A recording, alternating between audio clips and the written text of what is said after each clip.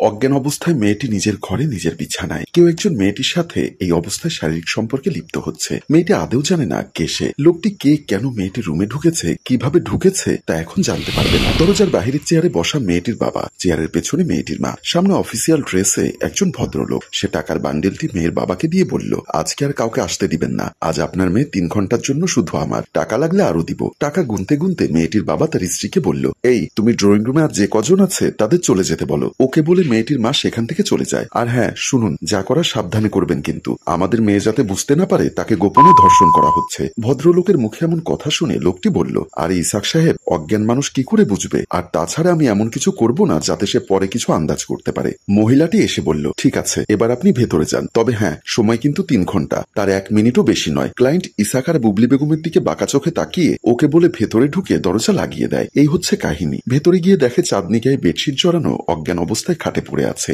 লোকটি তার কাছাকাছি গিয়ে বসে লোভনীয় দৃষ্টিতে চাঁদনির দিকে তাকিয়ে আছে, যেন লোকটি চোখ দিয়ে এক্ষুনি চিবিয়ে খাবে চাঁদনিকে। চাঁদনির চেহারাটা কতই মিষ্টি দেখাচ্ছে। ওদিকে ভেতরে মেয়ে অজ্ঞান হয়ে পড়ে আছে। ঘরে পরপুরুষ ঢুকিয়ে দিয়ে বাহিরে দাঁড়িয়ে তার বাবা মা পাহারা দিচ্ছে। এভাবেই তারা রাতের পর রাত নিজেদের মেয়েকে অজ্ঞান করে দেহ ব্যবসা করায়, যার বিনিময়ে তাদের ভাগ্যে চোটে একটা বড় অঙ্কের বান্ডেল। বাবা ঘড়ির কাঁটার দিকে শকুনের মতো তাকিয়ে আছে, কখন 3 ঘন্টা শেষ হয়। আবার টাকা নিয়ে সময় বাড়াবে লোকটি। তার মা পাশে দাঁড়িয়ে টাকা গুনছে। যদি একটা নোট কম বা ভেজাল পড়ে যায় তবে ক্লায়েন্টের আর রক্ষা নেই। আজ দুজনের মনে কোনো চিন্তার রেশ নেই। রুমের ভেতরে অজ্ঞান চাঁদনিকে লোকটি নিজের মতো করে ভোগ করছে। সে নিজের মন মতো করে চাঁদনির সাথে চমৎকার এক পারফরমেন্স করা শেষ করে উঠে প্যান্টে চেন মারতে মারতে ওয়াশরুমের দিকে চলে যায়। ওদিকে 3 ঘন্টা হয়ে গেছে, তাই চাঁদনির বাবা মা দরজার দিকে তাকিয়ে আছে। আর এমন সময় ক্লায়েন্ট লোকটি তার শার্টটা গায়ে জড়াতে জড়াতে বাহিরে বের হয়ে এলো। বের হয়ে ওনাদের চেহারার দিকে তাকিয়ে বলল, বেশ খাসা আছে, বোঝাই যাচ্ছে একদম নতুন জিনিস। আবার আর একদিন আসবো। বুবলি বেগম বলল, আসবেন আসবেন, অবশ্যই আসবেন, 1 মাসের ভেতরে আসলে ভালো ডিসকাউন্ট আছে।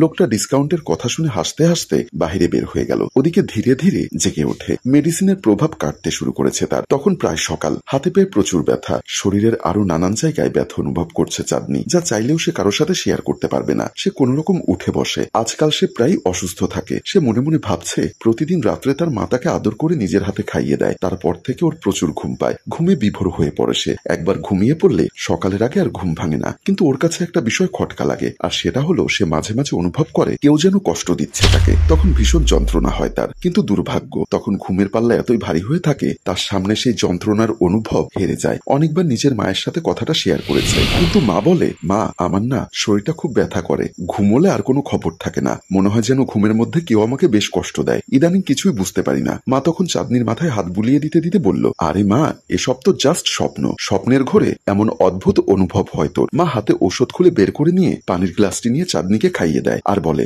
এখন দেখবি তোর ভালো লাগবে। অবশ্য মায়ের কথা ঠিক, রাতে যা হয় সব আমার ভ্রান্তি, তাছাড়া আর কিছুই নয়। কিন্তু সকালবেলা শারীরিক যন্ত্রণা এবং বিভিন্ন পরিবর্তনের কারণটা কি? এসব হলে মা ঔষধ দিলে ভালো তো লাগে। চাঁদনি উঠতে চাইতেই চোখজোড়া মনের অজান্তেই বিছানার চাদরের উপরে পড়ল।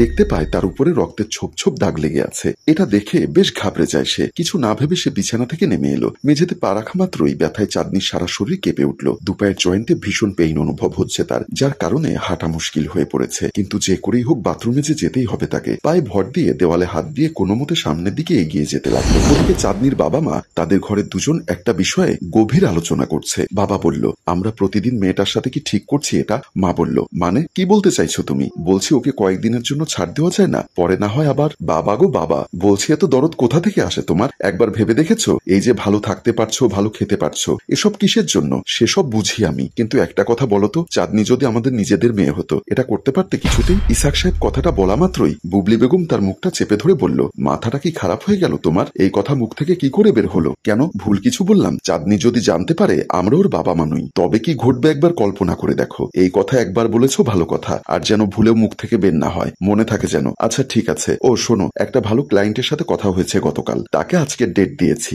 বয়স খুব একটা না, এই 23-24 হবে। বুঝতেই পারছো এদের থেকে বেশি টাকা হাতানো যায়। আমি প্রথমবার যে রেট দিয়েছি তাতেই এক কথায় রাজি হয়ে গেছে। তাই নাকি? সে তো খুব ভালো কথা। হ্যাঁ ভালো তো হবেই, টাকার কথা শুনেছো, এখন আমার কথা তো ভালোই লাগবে। চাঁদনির বাবা চুপ হয়ে গেল। দেখো, আমি যদি ফেরোই বেওয়ারিশ মেয়েটার প্রতি দরদ উতলে উঠতে দেখেছি তোমার, সেদিন তোমার একদিন কি আমার একদিন।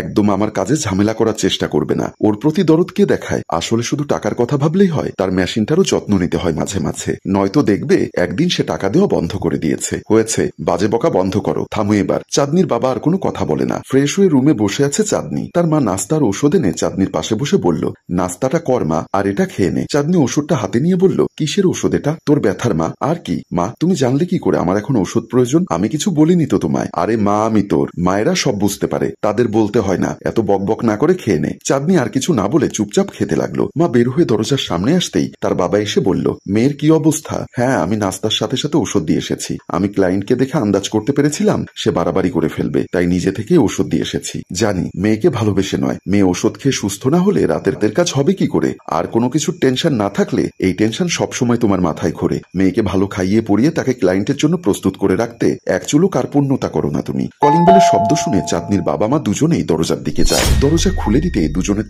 চক্ষু চড়ক গাছ। বুবলি বেগম আমতা আমতা করে বলল, এ কি আপনি আপনি আমাদের বাসায় কেন এসেছেন? আরে তুমি এনাকে কিছু বলছো না কেন? ইসাক বলল, আরে ইনি আগে কি বলতে চাই সেটা তো শুনি। এত বছর পরে আমাদের আবার কোন দরকার পড়লো? কেন এসেছেন বলুন? লোকটি বলল, আপনি ভয় পাবেন না, আমি থাকতে আসিনি এখানে। বুবলি বেগম বলল, তো কেন এসেছেন? দেখুন, এমনিতেই অনেক টাকা দিয়েছি আপনাকে, এখন কিন্তু আর কিছু দিতে পারবো না। আমি টাকা চাইতে আসিনি, কিছু দিতে এসেছি, যা অনেক আগেই দেওয়া উচিত ছিল আমার। ইসাক বলল, দিতে এসেছেন? কি দিতে এসেছেন? আজ থেকে প্রায় 15 বছর আগে। বুবলি বেগম বলল, হ্যাঁ, 15 বছর আগে 20,000 টাকা দিয়ে আপনার থেকে একটা মেয়ে বাচ্চা কিনেছিলাম, তার কিছুই ভুলিনি আমরা। আপনি বড্ড বেশি কথা বলেন, আগে আমাকে আমার কথা শেষ করতে দিন। ভদ্রমহিলা চুপ হয়ে গেল। ইসাক বলল, আসুন, যা বলার বসে বলি, ভেতরে আসুন। তারপর সবাই সোফার দিকে চলে গেল। সোফায় বসা সবাই। লোকটি বলল, আমি যখন আমার 4 বছরের মেয়েকে বিক্রি করি আপনাদের কাছে, ওর ব্যবহৃত সমস্ত জিনিস সাথে দিয়ে দিয়েছিলাম, কিন্তু তখন আমার একটা ভুল হয়ে যায়। একটা দামি জিনিস আমি দিতে ভুলে গেছিলাম সেদিন, আজ সেটা ফেরত দিতে এসেছি। ইসাক বলল, কি জিনিস? বৃদ্ধ লোকটা পকেট থেকে একটা সোনার আংটি বের করে রুমালের ভেতর থেকে। তারপর বলল,